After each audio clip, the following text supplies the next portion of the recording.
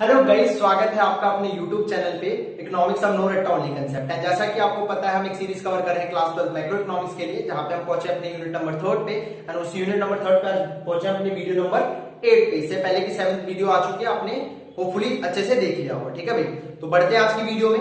आज की वीडियो में हम क्या डिस्कस करने वाले हैं, ऐसा मान लीजिए जो ये यूनिट है ना, सबसे बड़ी यूनिट और 12 मार्क्स की है। ठीक है, और उसमें 3 टॉपिक बताए, उसमें से जो मान लो कि 4 मार्क्स जो है ना, 4 मार्क्स वो इस कंसेप्ट से आना ही आना है, राइट। 99% चांस होते हैं कि इससे एक न्यूमेरिकल क्वेश्चन बनता है। तो आज की जो वीडियो है वो बहुत ज्यादा इंपॉर्टेंट है, उसको आपको ध्यान से समझना है। ठीक है, और वीडियो का टॉपिक है ये है, वीडियो का टॉपिक है इक्वेशन ऑफ कंजम्पशन फंक्शन और सेकंड पढ़ेंगे इक्वेशन ऑफ सेविंग फंक्शन। ठीक है, उसको ध्यान से समझना क्या है और लॉजिकली समझेंगे और कैसे ये काम करता है। इंपॉर्टेंस समझ आ गई, क्योंकि ये 12 मार्क्स का चैप्टर है, इसमें से 4 मार्क्स का न्यूमेरिकल आना ही आना है। और ये जो 4 मार्क्स का न्यूमेरिकल है, वो अगला जो चैप्टर है पूरा का पूरा न्यूमेरिकल है, इनकम डिटरमिनेशन एंड मल्टीप्लाई। तो उसमें ये बहुत ज्यादा यूज होगा। ये भी समझ लो, बेसिक्स है, बिल्कुल नींव है, इसको ध्यान से समझना है, कुछ भी रटना नहीं है। और अगला जो चैप्टर आएगा उसमें पूरा भर के न्यूमेरिकल ही है। ठीक है भाई, तो आप ये छोटी छोटी चीजें सीख रहे हैं ना, एपीसी एमपीसी, राइट। इसके बीच में relationship APC plus APS equal to 1 हो गया, एमपीसी के फॉर्मूले, उसकी वैल्यूज। ठीक है, फिर आगे भी जो पढ़ते चले जा रहे हैं और भी कुछ फॉर्मूले पढ़ेंगे, सब मिला जुला के छोटे मोटे क्वेश्चन तो बनते हैं इनसे, बट ये मिला जुला के एक बड़ा सा क्वेश्चन बनेगा 4 मार्क्स का।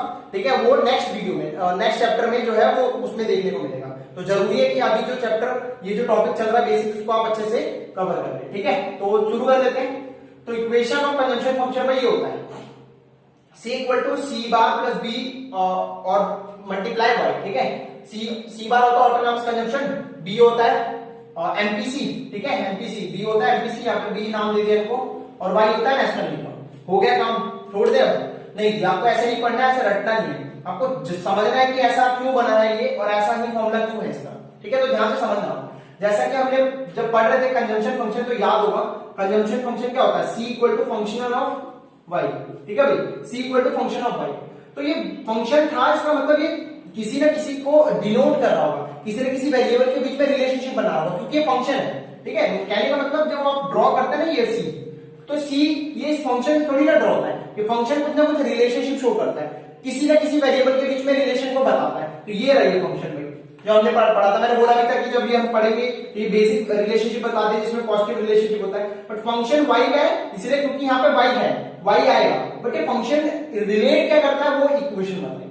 कहने का मतलब आपने देखा होगा, देखो ऐसा पढ़ा है, y equal to function of f x, है ना। तो अब मैंने बोलूंगा ड्रॉ करो, कोई इक्वेशन ड्रॉ करो, मैथमेटिक्स में तो नहीं ड्रॉ कर पाते। फिर आप देखते हो फंक्शन ऑफ एक्स क्या है, 3x प्लस 5। समझ आ गया, y equal to f x है, तो मैं बोल रहा हूँ ग्राफ ड्रॉ करो, कर पाओगे क्या, नहीं ड्रॉ कर पाओगे। आपको ये फंक्शन है, किसी ना किसी का रिलेशनशिप होगा, x का होगा, बट ये इक्वेशन चाहिए आपको। तो इक्वेशन आएगी, अब x की वैल्यू डालोगे, y मिलता जाएगा, ये y हो जाएगा, x की वैल्यू डालोगे और अपने आप y का बन जाएगा आपकी इक्वेशन। तो ये है, यहां से समझ आ रहा कि इक्वेशन कहां से बन के आ रही है। ठीक है, ठीक है। अब बात करते हैं हम क्या कि भाई ये इक्वेशन ऐसा ही क्यों बन रहा है। ठीक है, तो सिंपल सी बात समझना, कंजम्पशन फंक्शन होता है इनकम का। ठीक है, अब सोचो आप, जो कंजम्पशन इक्वेशन बन रही है या ग्राफ जो बनता है वो यहां से बनता है। ठीक है भाई, यहां से बनता है, यानी इनकम अगर जीरो से मैं शुरू करूंगा, क्योंकि जो इक्वेशन बनी है उसी से ग्राफ बना है, हम ग्राफ से समझ सकते हैं कैसे बन के आया होगा। यानी ऐसे ऐसे आगे बढ़ता चले जा रहा सी, जैसे जैसे इनकम बढ़ती चली जा रही है। बात समझ आ रही है क्या। तो सबसे पहले इनकम क्या होगी, जीरो, और जीरो पे कुछ ना कुछ कंजम्पशन होगा, जिसको मैं बोलता हूँ सी बार। अरे बात समझ आई क्या। तो कभी भी जो भी कंजम्पशन का फंक्शन डिफाइंड होगा वो सी बार से डिफाइंड होगा ही होगा, क्योंकि कहने का मतलब जब इनकम जीरो है, समझ लो इनकम जीरो डालना तो क्या आ जाएगा, सी बार प्लस बी और जीरो। ठीक है, तो जीरो मतलब मल्टीप्लाई करेंगे तो सी इक्वल टू सी बार हो जाएगा। यानी कहने का मतलब जब इनकम जीरो है तो आपका कुछ ना कुछ कंजम्पशन होता है, that is called autonomous consumption.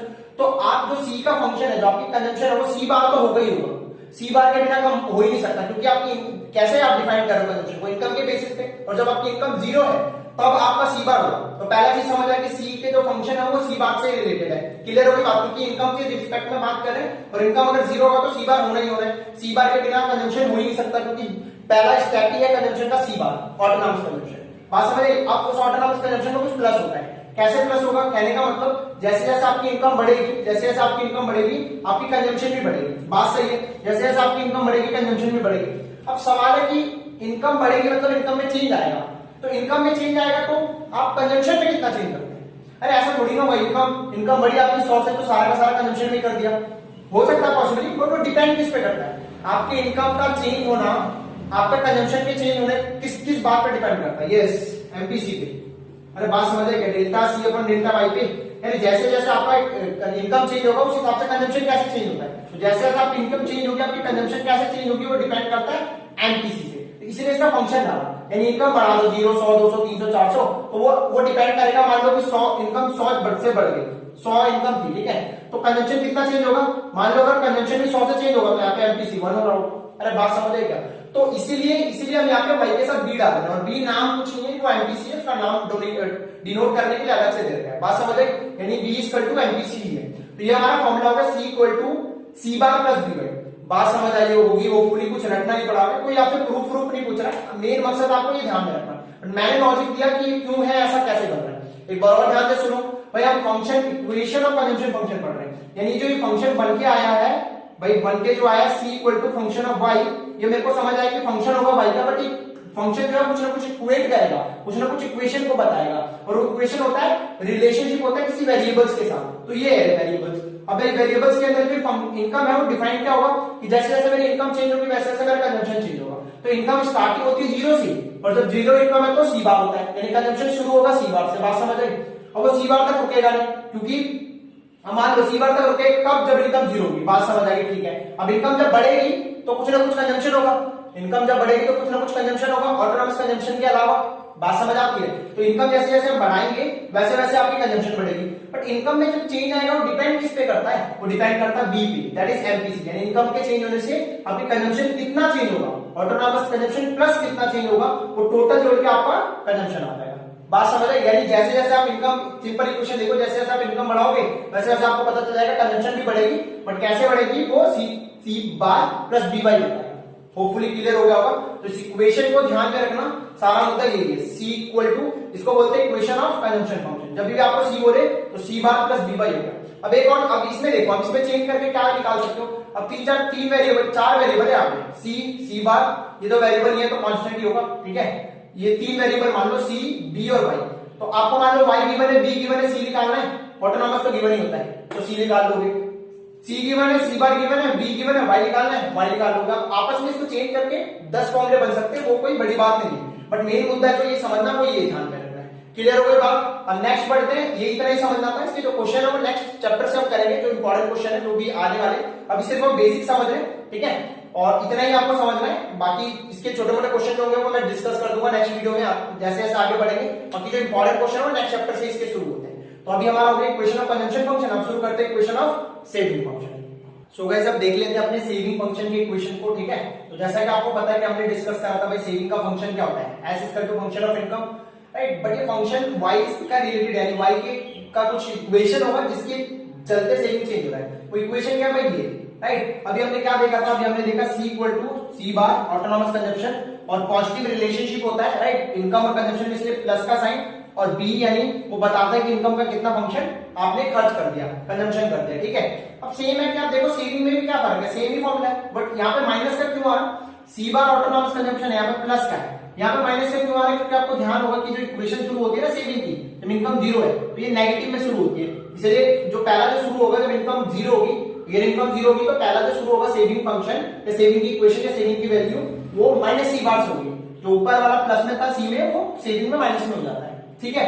Plus करेंगे, क्यों प्लस करेंगे? क्योंकि ये प्लस बताता है पॉजिटिव रिलेशनशिप, जैसे जैसे इनकम बढ़ेगी वैसे वैसे सेविंग बढ़ेगा, तो ये बताता है पॉजिटिव रिलेशनशिप, ठीक है।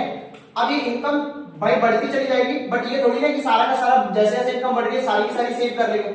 अगर मैं ये ना डालूंगा तो देखो आप, इनकम बढ़ रही है इसका मतलब सारा जितना इनकम बढ़ रही है सब सेव कर लो, पॉसिबल है क्या? नहीं, उसका कुछ फंक्शन मैं सेव करता हूं, ठीक है। तो फंक्शन कौन बताएगा? यस, वहां पे कौन बता रहा था? बी इक्वल टू कौन था भाई?